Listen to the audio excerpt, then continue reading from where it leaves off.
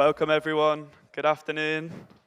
Our next panel is curated by the amazing guys at Static Waves and delves into the ways in which storytelling and investment in visionary projects like their upcoming series can inspire a new generation of changemakers. Please join us in welcoming Nicole Banister and our esteemed panelists to the stage. Yes, okay, how's everybody doing today?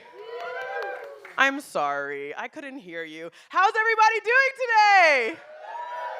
Okay, I love your energy. I love it, love it, love it. Welcome, everyone. We are so excited to be here today. My name is Nicole Banister. I am an award-winning TV show host and global presenter. I split my time between Cape Town, South Africa, and Los Angeles in the United States. So is anybody from either of those places? Anyone? Oh, okay. I love Extreme Hangout. We've got the youth zone here, so we got energy from all the young people and the people who are young at heart. So thanks for being here. I am the host of Start It Up, so you might have seen that on the screens back there. It was playing before the panel started. And Start It Up is a web series that documents one of the world's most prestigious social entrepreneurship competitions. So university students from all over the world can apply and pitch their social impact business ideas for their chance to win $100,000. Yes, I heard some yes. Let's make some noise for that. What an incredible opportunity to invest in the next generation. And that is exactly what we're going to be talking about here today on this panel. So season 1 and season 2 of the show were both released on YouTube. But the exciting announcement that we have here today, and we're really excited to be doing it at COP28 here on the Extreme Hangout stage, is that the Entrepreneurs Organization is incredibly thrilled and excited to announce that season 3 of Start It Up will be in partnership with Water Bear. So big round of applause. So season 3 of Start It Up will be streaming on Water Bear coming June 2024, which is absolutely incredible. And you'll be able to watch season 2 in just a couple of weeks on December 28th. It'll also be available on Water Bear. So let's make some noise.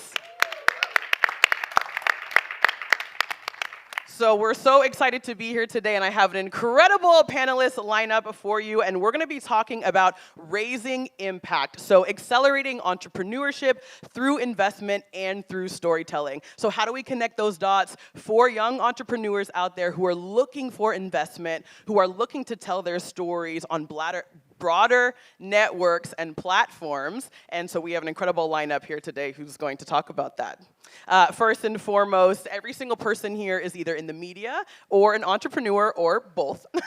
So that's sort of the vibe of the panel that we have here today. Right next to me, I have Abeer Qumsieh, who is the founder of Better Business and Khibrati, and is also an entrepreneur and an investor. We have Pajani Singah, who is the co-founder of Amazonia Impact Ventures, passionate about investing in social entrepreneurs to mitigate the climate crisis, which is, of course, what we're all here for. I have Linn Adolfsson, who is the Chief Creative Officer and founding member of Static Waves Media, who's working in collaboration with Water Bear, which we're really excited about. We have Umair Masoon, who is the founder and managing partner of Myco, a keen storyteller and content producer.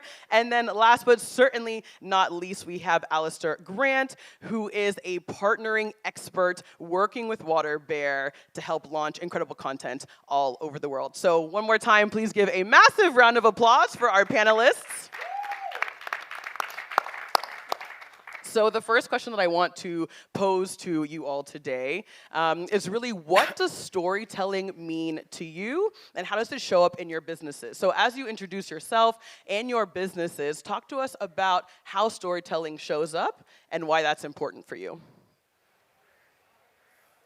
I'm like, should I call on people to go first? Pajani, you gave me the eyes. I'm going to you.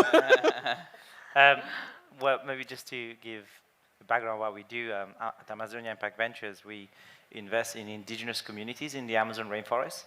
And the very fact that most of those entrepreneurs or organizations in there never actually get to speak out outside the forest.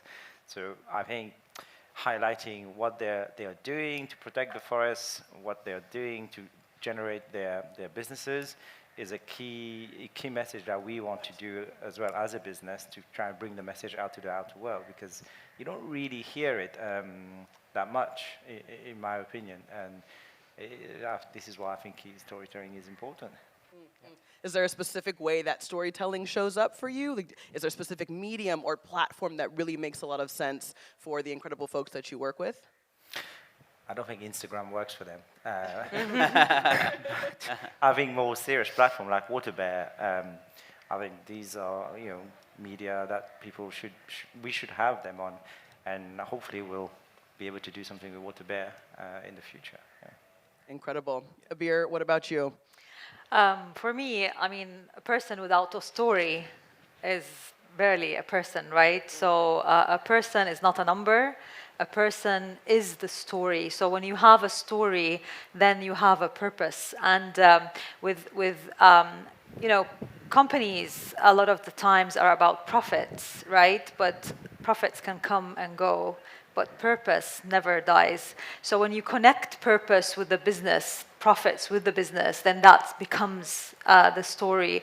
And the value of the story basically touches lives and touches people's hearts and minds. And if we want to see the change in this world, it's all about the story behind that change that we want to create.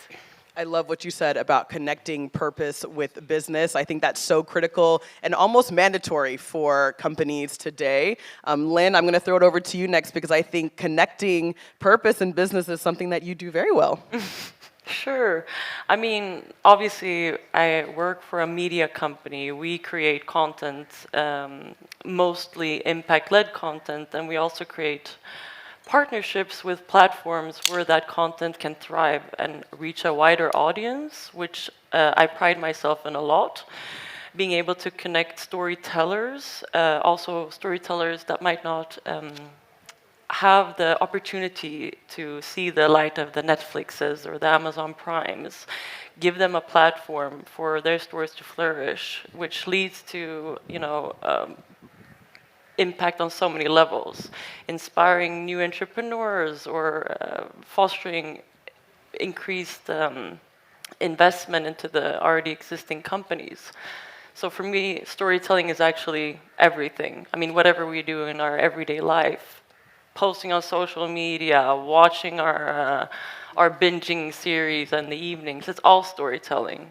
So is advertisement, Storytelling has absolutely become a critical component of most of our companies and businesses. And you mentioned partnering, Linn, and I think partnerships for impact are critical. That's really the reason why we're all here right now. Alastair, I'm throwing that over to you, the partnerships expert. Thank you. Yes, Waterbear is a free streaming platform and entertainment platform based on the future of the world. So we work closely with brands. We create partnership with amazing brands. We work with hundreds of NGOs up and down across the whole world. And we have an amazing community. We're trying to build a community of changemakers and storytellers. We really believe that stories have the power to change the world. It's about building emotional connections, and it's about really driving impact. And the difference with Waterbear is you don't just watch content on Waterbear and wonder what to do next. With Waterbear, you're delivered at the time of watching the tools to make a collective and individual impact. So we're trying to really drive impact through everything that we do. We're working with purpose-led brands, amazing NGOs, and really excited to be involved with Started Out. We're an entrepreneurial organization ourselves, and couldn't think of a better platform and a better show. Absolutely, and connecting the dots between impact and between media is so critical, and Umair, I think you do that very well at Myco. So talk to us a little bit about how storytelling for impact shows up for you. Yeah, I think for any entrepreneur, it is all about storytelling, and every startup starts essentially with a story, right? And our story is the fact that we believed in a problem that existed within the media interface, which is that there is not enough empowerment for the consumer, right? And for us, it's about now telling that story to the consumer, making them believe that, okay, they need a more active and more involved, more participated state within how the media business runs. And then giving an opportunity on a decentralized level to filmmakers and creators. There are thousands of them who are struggling for funding opportunities, right? They have the stories and the potential, but because the media industry is largely centralized, they don't get enough funding opportunities. So that's the play area that Maiko has been working on, and we're essentially building a Web3 streaming platform. We're the largest and fastest growing in the world now with 6 million users, more than 200 projects funded. A lot of them are young filmmakers who wanted to tell their stories, didn't have access to the right community, to the right funds. We're very proud of the fact that we've been able to facilitate them in bringing those stories to life, and some of those stories have actually landed on much bigger platforms than Maiko as well. So yes, as far as I'm concerned, every entrepreneurial journey is a story. Absolutely, and investing in the next generation of talent, investing in entrepreneurs who have a social impact business, who are trying to make a change in the world. I think it sounds great, but the reality is that sometimes it can be really hard to find investment or to find investors who are looking for those purpose-led organizations or those mission-driven companies. Abeer, maybe I'll throw this one over to you to start. Talk to us about how investors can be intentional about sort of understanding the synchronicity between impact and profitability. Yeah, thank you, Nicole. Actually, looking from the investment lens, a lot of the times we're educated as from the young age until we grow up that life is all about money, and companies all about profits, and eventually if you make good money then you're successful. But as we navigate in today's world and looking at what's happening around us, things have changed, and people have changed for the better, I must say, in their purpose-driven lives. And as we navigate and see the most sustainable businesses out there are the businesses with purpose that link the business to the purpose, link the business to the change and to the impact. And watching the tech crunch the past year or two, looking at what happened to those multi-billion, well-funded tech startups that have unfortunately crashed, that really taught us big, valuable lessons that I hope a lot of the investors can take and reflect and look at. When we want to look at investments, we need to look at a more holistic view on the business, about the people behind the business, their purpose, their lives, what they are about, what do they value, what do they believe in, and what impact do those businesses make. I'm a big believer of people, and it's all about not the product, not what we sell, not what we market or advertise, but what is behind all that, what the why behind the business. And I feel like businesses that have a purpose have the impact and will be the most sustainable and most effective. So if it was me, I'd always look at to invest in businesses that have a purpose. And in today's world, I mean, you have a lot to do and a lot to change.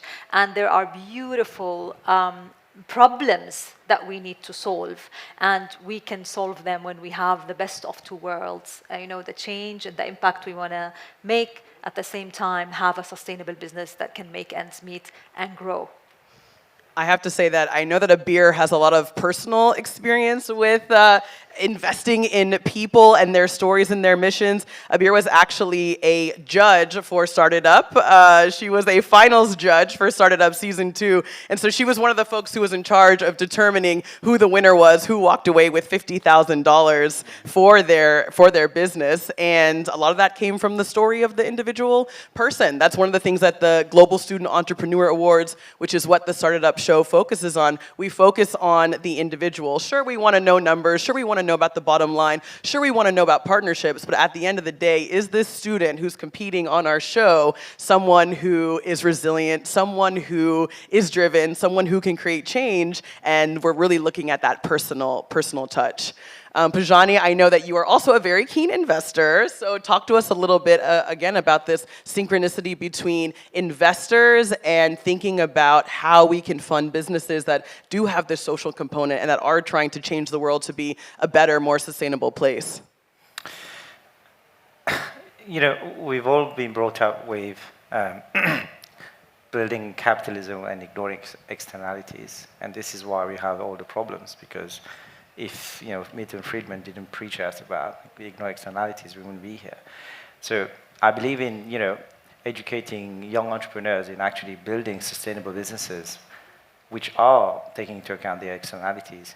And within EO and the GSCA, having that sort of mentality and saying, okay, I am creating a for-profit business because I do believe that repurposing capitalism is how we can resolve a lot of these problems. If there's a problem, give it to an entrepreneur, they'll fix it because they will be able to find a way and a solution much quicker than any government or whatever quasi-government agencies.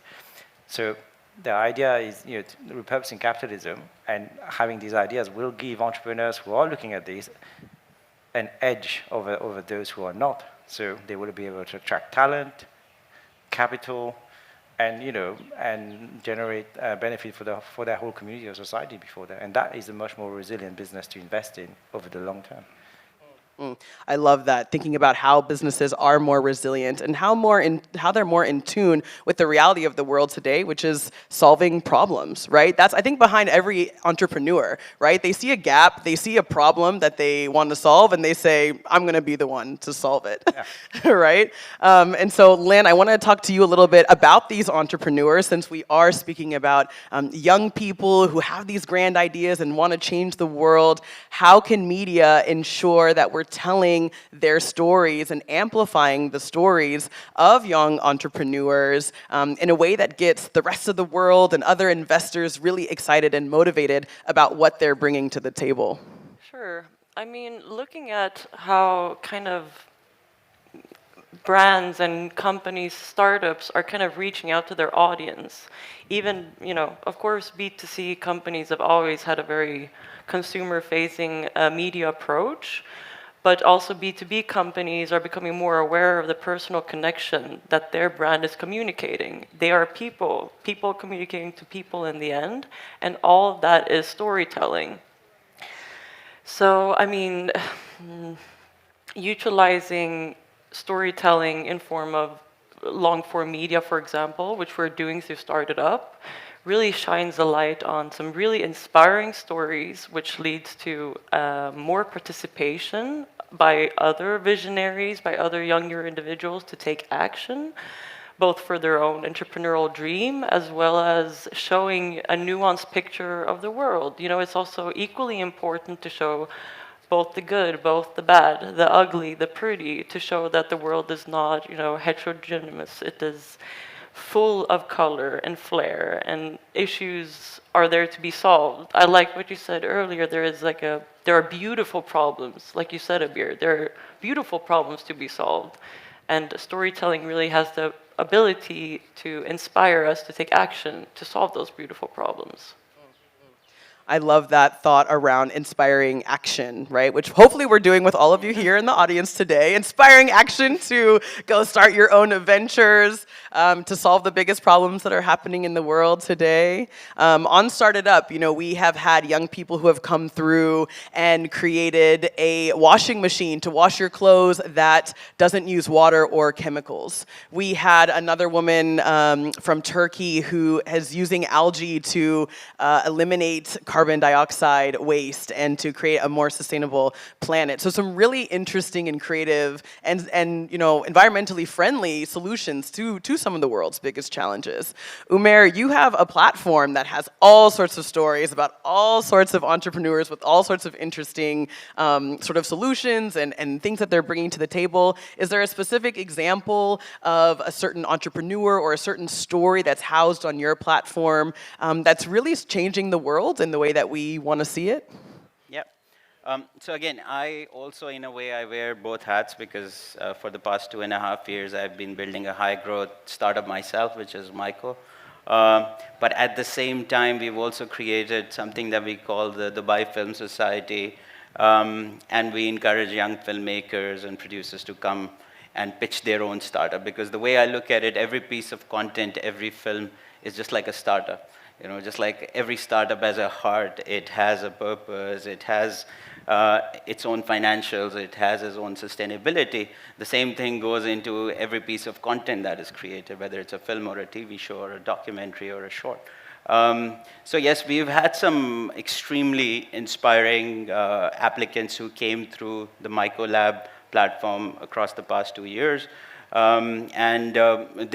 are many things, there are many exciting stories of producers who completed their projects, which I can talk about, but I think there was one really significant that came about. There was a girl that pitched, and again, originally I'm from Pakistan, but I didn't know her in person, and there was a student from a film school in Lahore in Pakistan, and she actually had a real story of her friend who committed suicide because she had, in her early days, she had a relationship with a guy who shared some pictures on social media. And this girl, she wanted to create a real story about her friend's life, right? And she wanted to show how there could be the beginning could be the same, the mistake could be the same, but there could be a different ending, right? And it was so beautiful. It was a short film. Recently, we were very proud that it actually got picked up by a couple of festivals as well. So yeah, that's something that really resounds with me. But there are fabulous stories, out of these 200 projects, you'll find so many incredible stories. Thank you so much for sharing that story. That's an incredibly vulnerable and powerful story. And it's incredible that the platform is able to share stories like that and create impact, create awareness around really important issues, things like gender-based violence, for example, and to amplify that. So that's incredible. Thank you for sharing that. Alastair, as I think about young entrepreneurs and young people who are trying to launch businesses, trying to amplify their impact and get their storytelling out there, for me, partnering is an incredible and really integral component of that. So what advice do you have for entrepreneurs out there who are trying to build partnerships with media or with other entities? How do they create partnerships that really tell the stories that they want to tell? I think it's about really understanding your purpose and having a core vision to what you're trying to achieve, and then looking for people that share in that vision and that have similar values to you and understand what it is you're building. With going back to WaterBear, we have a really strong and very singular purpose and vision, and we only work with organizations and people that believe in that and that share in that vision. And the great news is in 2023, there are an awful lot of businesses, people, consumers, NGOs and so on that have that shared vision in terms of protecting the future of the world, in terms of using the power of stories and the power of emotional connections to drive impact and work towards a better world. And we work in a really decentralized way. We don't send film crews around the world. We look to try and empower local filmmakers, local storytellers wherever we can, and really try to build the next generation of filmmakers as well as entrepreneurs. But yeah, it really comes back to being very, very laser focused on your purpose and what it is you're trying to achieve. I think being laser focused on that purpose, to create impact, to create change is really important. But I don't think that every sort of media entity out there necessarily shares that sentiment. I think that, personally, I think that media has a responsibility to share stories that are going to shift our perspectives in a way where we're more thoughtful, more caring, more impactful. But let's be honest, that's not always the case. And we can see that every single day when we turn on the news or watch TV. So Linn, for you or anyone else who wants to jump in on this as well, what responsibility does media have to tell stories of people, of organizations, of societies and communities that are trying to make a difference for the better? Is there a responsibility by media to do that, or are we simply trying to get eyes on content? Well, and to some extent, you would kind of hope that responsibility lies with government or with organizations that are kind of responsible for giving us a nuanced, truthful portrayal of the world. As we know, that's not always the case. So I think media has a much bigger role than media wants to admit. And that responsibility is not easily taken upon. And people do want to divert their responsibilities on factors which they don't have to be responsible for. But with that said, I do think that it is of utmost importance that platforms such as Waterbear, such as Maiko, and us as content producers produce content across all of the opinions and all of the issues. There are not one correct opinion or worldview. We are responsible for showing that entire bouquet, in essence.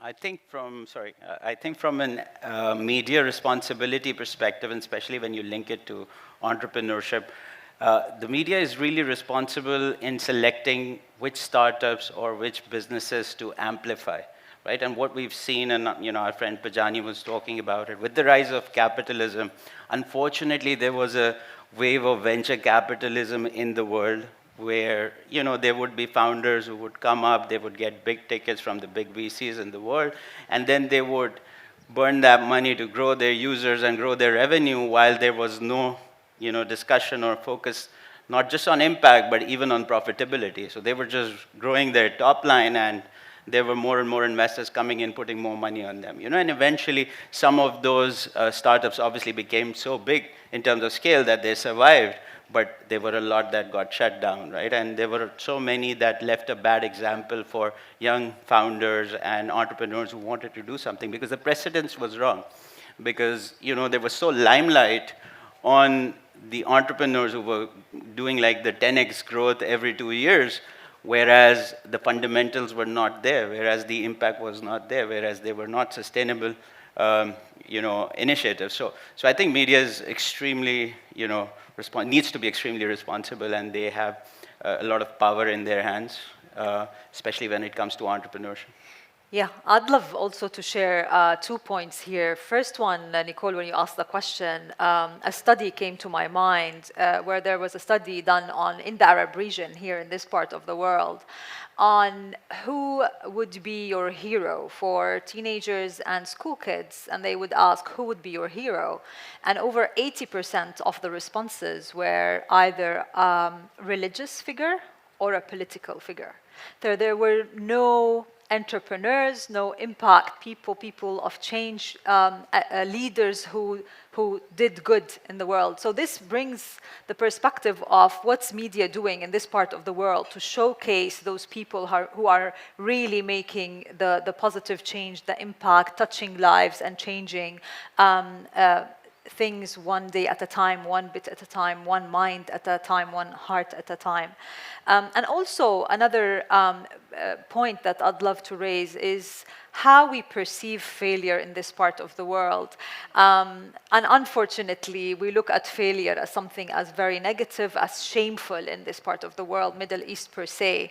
And this is propaganda that I think the media can pick up and help change the perspective that failure is learning, and it's not something that we should be ashamed of, but it's a step towards success.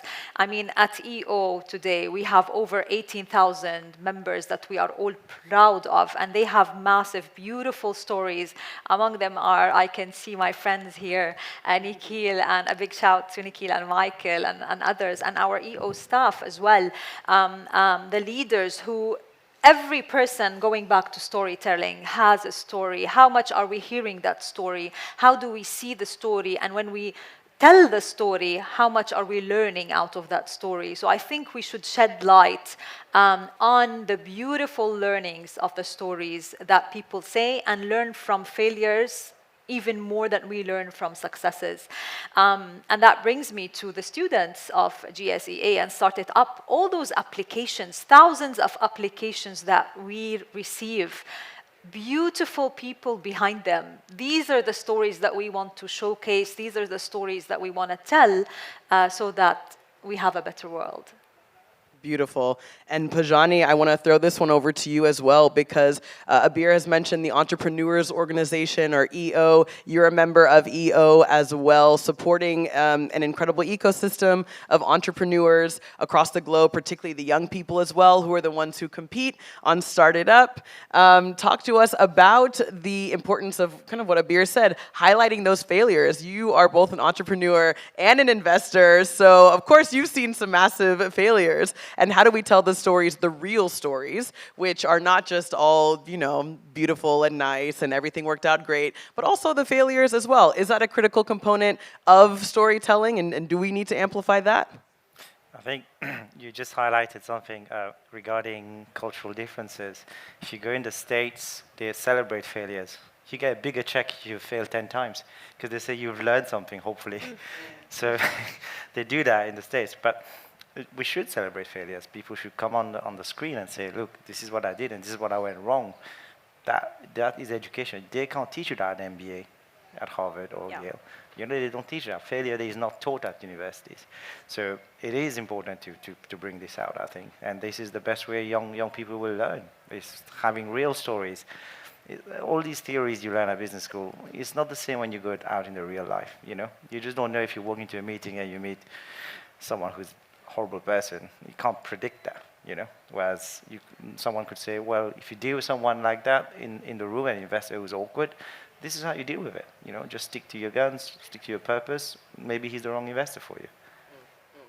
I feel like we've talked a lot on this panel today about storytelling and why that's important, the role of young people and entrepreneurship. We've spoken a little bit as well about why investing for impact is really important. But now I want to know what ecosystems actually exist to support entrepreneurs, young people, to tell their stories and to amplify the solutions to the world's biggest challenges, which is what they're finding. So what actually is out there? What actually exists for these entrepreneurs to continue to share and amplify their stories, or to find, you know, the funding that they need to tell their stories? I'm going to throw this one out to the whole group, whoever wants to start.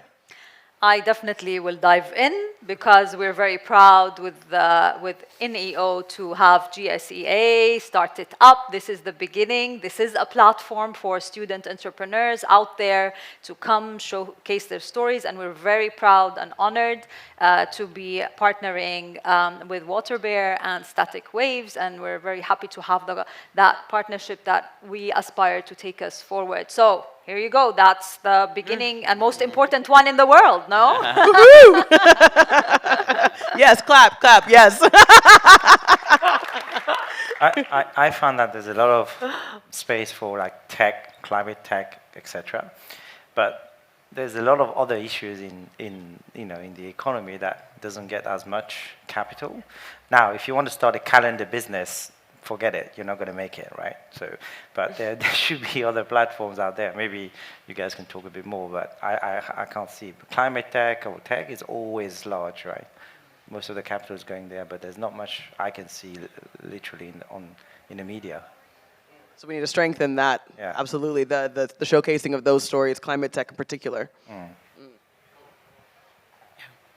So again, from a Dubai perspective, I think the authorities here are, and again, because I'm part of an entity that is based in UAE, so the UAE authorities, I think, are investing a lot in creating ecosystems, which give an opportunity to founders in different sectors, both technology and otherwise, to come in and not just find the funding, but also find an association and a community of other builders who are going to help them, create. And there are several examples, I know one of the partner companies that we work with, they've actually now they're very soon getting regulated by WARA, which is the Virtual Asset Regulatory Authority in Dubai. And they're actually creating an impact launchpad by the name of Aya.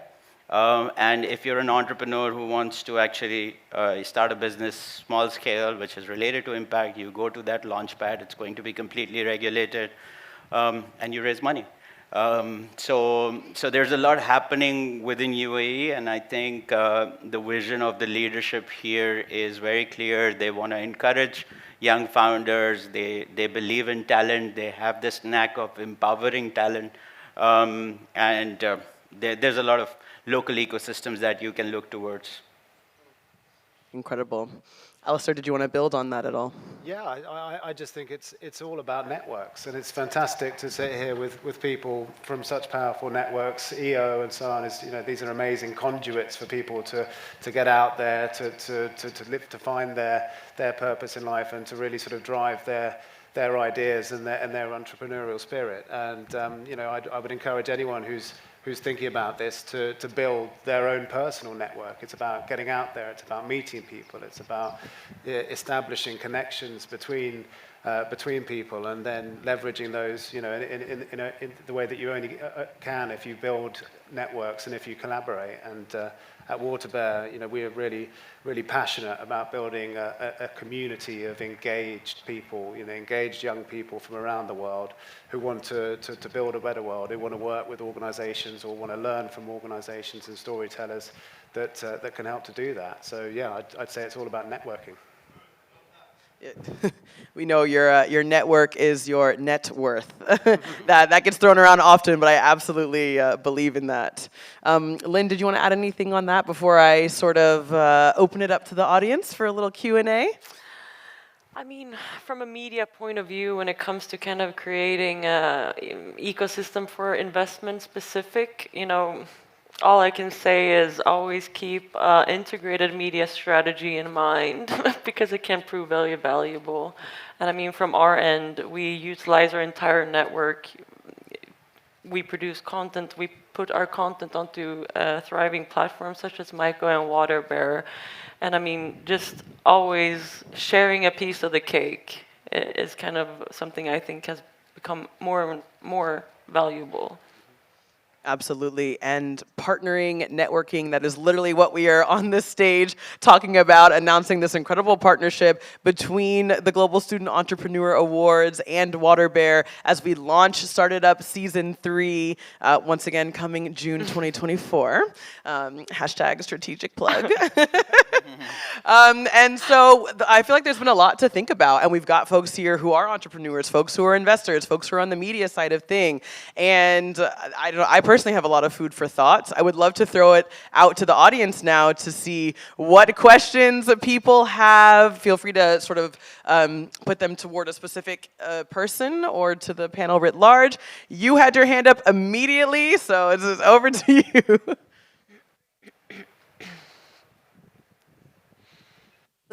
Can you hear me? Okay. Yes. This was great. Thanks so much, everyone. So my question's for the panel. I work in PR, publicity, and I have a background in freelance journalism. And part of the shift from freelance journalism to running my own company, where my mission is to kind of make visibility easy and accessible for entrepreneurs, was the fact that I felt limited as a freelance journalist, and that's because of media funding. So I think there was a time where publications or newsrooms, media outlets were funded by the consumers.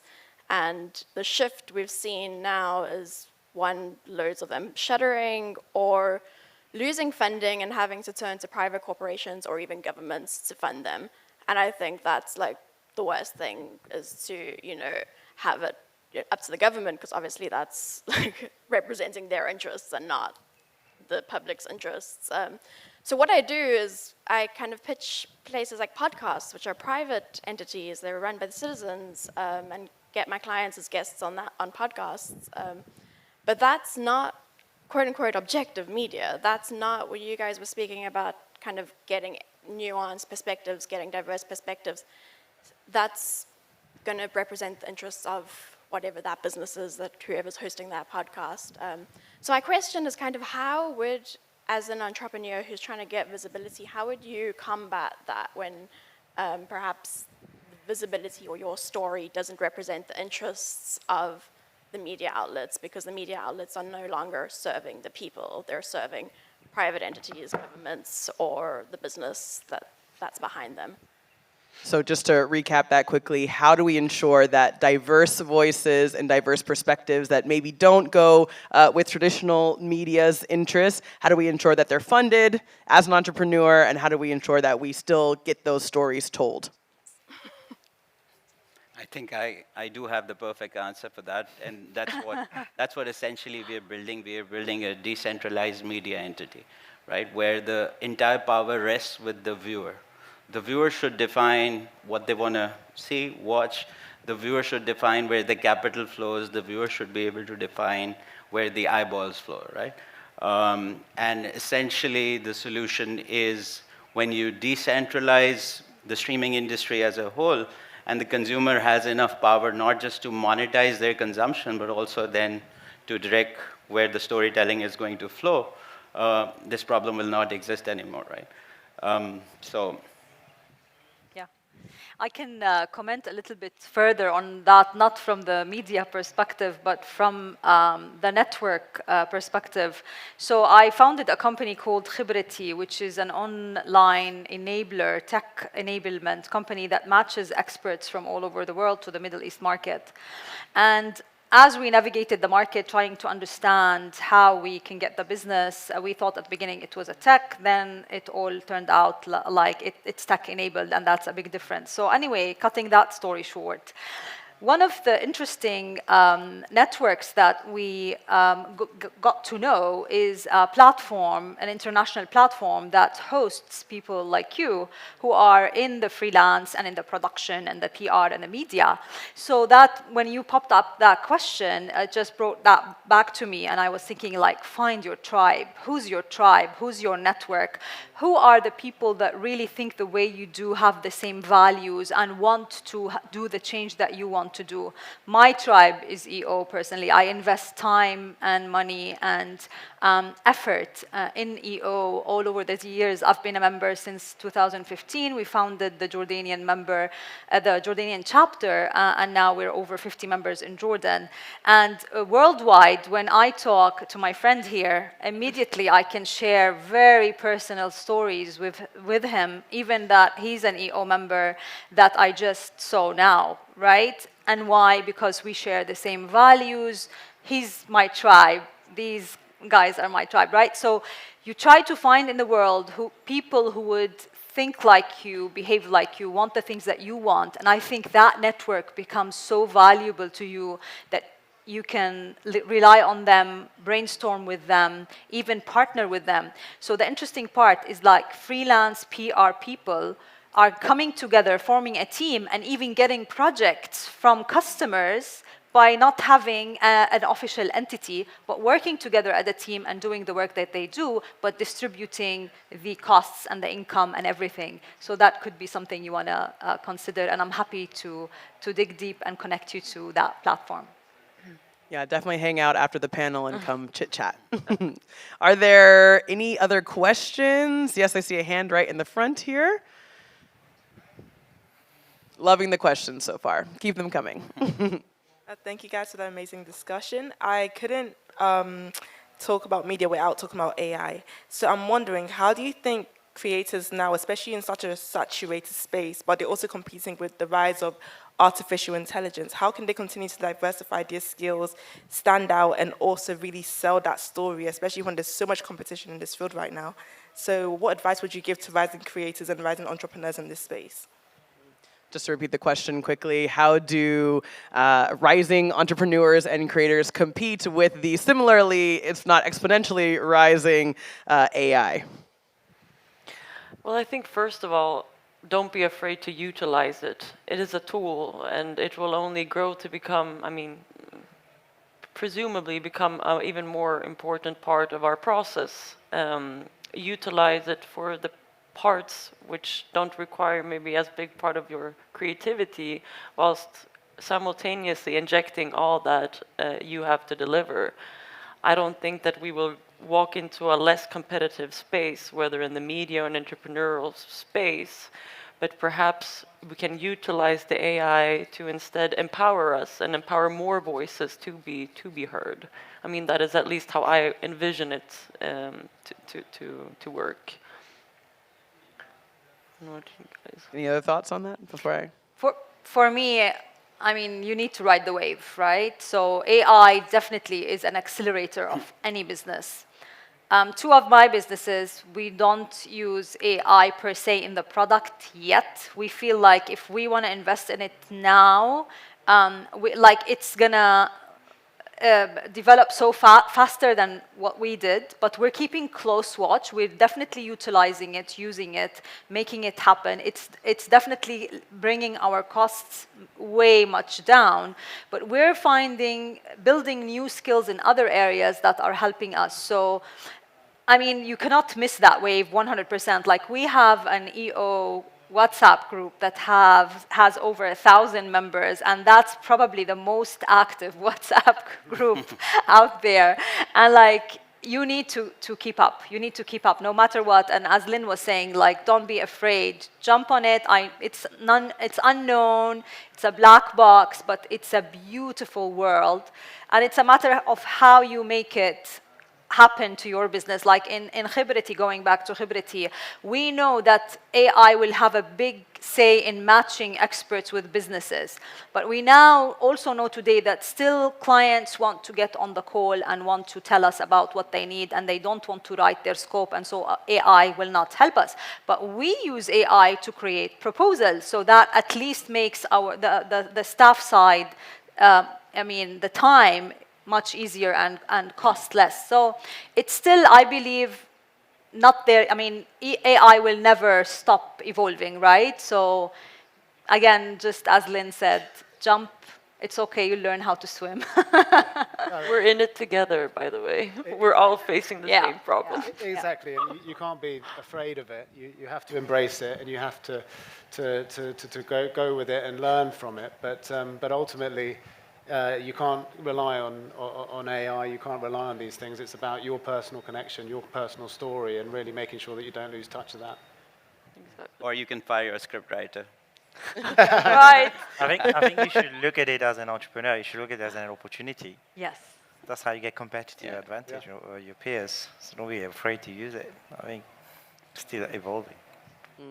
Amazing. I see another hand up here. Yes, please. Thanks for that question. Yes, hello. I'd just be interested in a comment from the panelists. We're here at COP28. We hear that there's a lot of business here at COP this year. And I just wanted to know, we need business, we need entrepreneurs, we need the innovations, we need the hope from the next generation. So I was curious to know whether you've had much networking in around the green zone and how you feel about, is there much business here? Do you feel inspired yourselves? And what are your comments on what you're seeing in and around COP this year? Fantastic question. Just to quickly repeat, are you feeling inspired by the other businesses, the other entrepreneurs, the folks that you've met here at COP? For the record, we all just met now for this panel, so I, for one, am already inspired here at COP. I think so. I mean, I think it's amazing to be here. It's brilliant to share the stage with these incredible people to really drive those stories. And it is, it is an inspiring place. There are a lot of businesses here. But on the way in, you see big signs saying action, not what, it's time for action. And really, the key thing is it's about action, not words. Whether it's businesses, whether it's governments. I know they've got the day off today, haven't they, in the blue zone? But they need to deliver. We all need to come together, but they need to lead. But I think, in terms of, and certainly this area that you've created here with the Extreme Hangout, it's a wonderful conduit for people to get together, for people to talk and network. And personally, I've had a really positive experience here. I'll say a big shout out to the Extreme Hangout for having us here. It's absolutely incredible to be in this space and to be with you all and to hear your stories and your perspectives and to hear your questions and to be able to integrate those into our solutions as entrepreneurs, as investors, as media. It's something that I think is really important. I don't know if we have time for more questions, or I see one more hand in the front. Okay, one more, the final word coming over to you. Thank you. Question for Alastair to start is, I'm Toby from Earth Cubs. We deliver sustainability content for kids. One day, hopefully, could call ourselves the water bearer for children, maybe. The entrepreneurial journey is a climb up a mountain. Could you tell me something that helped you climb and potentially pushed the snowball over the edge for Waterbear? Well, I mean, we're not there yet. We're still on our journey. We know we're growing, we're scaling. We've got some amazing people and backers. We've got some amazing partners. I don't think you ever really get to the summit. You know, you've always got to be striving and building and looking at what happens next. And you know, ours has been a journey over the last 3 years that started in the midst of COVID. You know, we understand where we're trying to get to, but we don't by any means think that we're there yet. And by the way, we'd love to work together because we're all about educating the next generation, inspiring and empowering kids to care about important issues. So let's catch up on that. Thank you so much for that question, and thank you to everyone. I hope that you are leaving this conversation inspired. If you are an entrepreneur yourself, I hope you are excited to tackle even bigger challenges in the world. If there are any student entrepreneurs out here, or if you know a student entrepreneur, tell them to come compete in the Global Student Entrepreneur Awards. They might end up on WaterBear's big screen with me and the rest of the competition on Started Up. So once again, Started Up Season 3 coming out on WaterBear in June 2024, and Season 2 going to be streaming in just a couple weeks, also on WaterBear. So please go check it out and come see some of the world's greatest budding entrepreneurs competing and changing the world. Abeer, Pajani, Linn, Umair, Alastair, such a pleasure to have you here. Thank you to the Extreme Hangout team. Thank you to COP28, and keep changing the world. Thank you. Can I just say, maybe tell them that, can I just add, EO has a chapter in every major city in the world. So if you know your cousins, your children, your friends' children who are budding entrepreneurs, they should just get in touch with the chapter locally and then enter them in the competition. And they will get mentorship, they will get a network of entrepreneurs. So there's a chapter in almost every big cities. So please do reach out. Hashtag EO, hashtag GSEA, hashtag Started Up, hashtag WaterBear. Thank you.